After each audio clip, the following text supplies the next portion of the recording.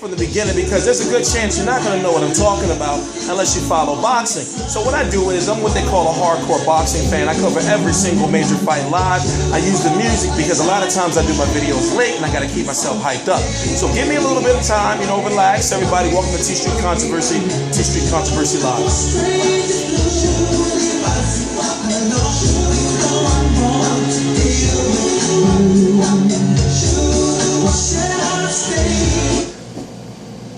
Terence Crawford versus Yuriorkis Gamboa was either going to be that or the return of Andre Berto. But right now, there's going to be Terence Crawford, 27-0 with 17 knockouts.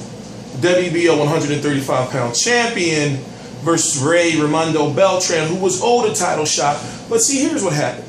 Ray Beltran fought a fighter by the name of Ricky Burns.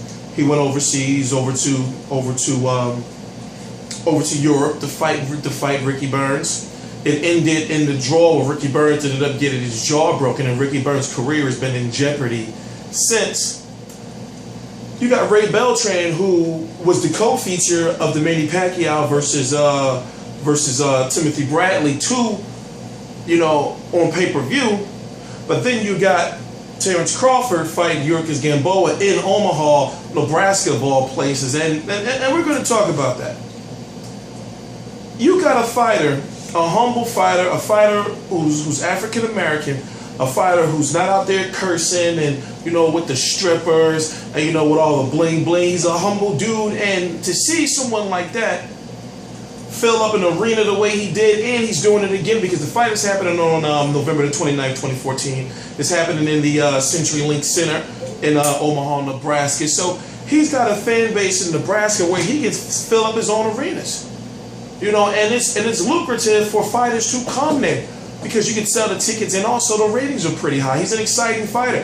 One thing that sets him apart from a lot of the other fighters, and one of the reasons why I think he's going to be a future pound-for-pound champion is because there's so much skill there. Not only in the Yuriorkis Gamboa fight did we see that he can take a punch, we saw that he can adjust, we saw that he can bang. Not saying we haven't seen these things, or I haven't seen these things in previous fights, but what I'm saying is it was broadcast on a large scale in front of his own people and in front of the American audience, beating someone that people were saying he could not beat, beating someone who is a very decorated and acclimated Olympic.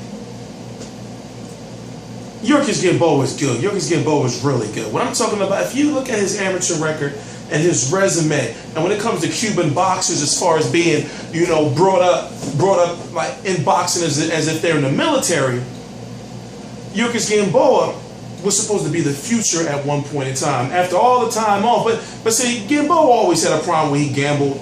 Gamboa used to get wild, throw wild shots, as you see multiple knockdowns in this fight, like I predicted. But see, when you're going up against a guy like Beltran, who's been there, who has 6 defeats, and who has fought credible competition with a credible win over Hank Lundy, somebody's going to come straight at you. This is going to be a different type of a fight. Now, it's a shame because I can't really give Beltran that much of a chance because Crawford is so good. Crawford is so good as far as a boxer, being able to fight right-handed efficiently, being able to fight left-handed effectively. He does everything so good. The punch variety is there, the foot movement, the head movement, the defense, and we saw he can take a punch from a very good puncher in Gamboa. Now he's going to have to adjust and fight this rugged, dirty style against Ray Beltran, which I'm confident he can do because I forgot the guy he fought, but he's shown in the past that if he wants to fight you on the inside, he can do it. The kid's a total package. So as far as what's next after Beltran, because obviously I'm predicting him to defeat Beltran, it's looking like he's going to go up to 140 pounds, and then that's where the fun is going to begin. See, we can't talk about that yet on who he may or may not fight because we got to see how the rest of this boxing landscape plays out. But right now, who do you got there? You got a guy like Mike Alvarado, who of course I'm sure fans will welcome. Even if Alvarado has losses, of course I'm sure fans will welcome Crawford versus Alvarado. You got Ruslan Provodnikov, just throwing some names out there. And I'm talking about 140 pounds. We're not going to 147 pounders yet. Let's just work with what we got in that top-ranked banner right there. So there is some fights there for him. But as it stands right now, I'm very high on Terence Crawford. I feel that when I match him up against the 135 pounders and the 140 pounders, for example, he beats Mikey Garcia, in my opinion. That's just my opinion, but he beats Mikey Garcia. You know, I see him maybe fighting Manny Pacquiao in the next 2 years. You know, before Pacquiao retires, maybe the end of 2015, which is next year, or early 2016, and that's real. But you know, it all depends on him, and if he keeps his head in the game, you know, and continue to be the person he is, and continue to go out there and just beat the shit out of people. So that's what boxing is. You know, people try to act like, you know, oh, this is a sport and it's a glam. It's boxing. Your job is to go out there and beat people the fuck up. Like people try to, you know, make it all glamorous and anything. Your job is to go out there and you draw blood. So as long as you keep going out there, you know, beating people down and running down on these motherfuckers and getting them out of there, you know, and he being a humble dude while he's doing it, and he's able to fill up arenas, you know, off of his boxing ability and talent, you know, you can't really get too much of that these days. You know, it's not too much of that out there.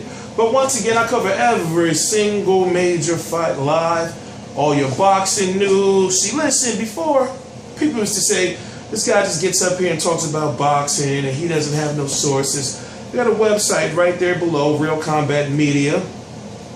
Things are going to start moving a whole lot faster. I keep saying that, but there's a reason why I'm saying that. You know, so for all the boxing news, the Andre Ward situation, you want interviews from Roy Jones and people in the gyms, the Mayweathers and everything, right down below. T Street Controversy, please subscribe.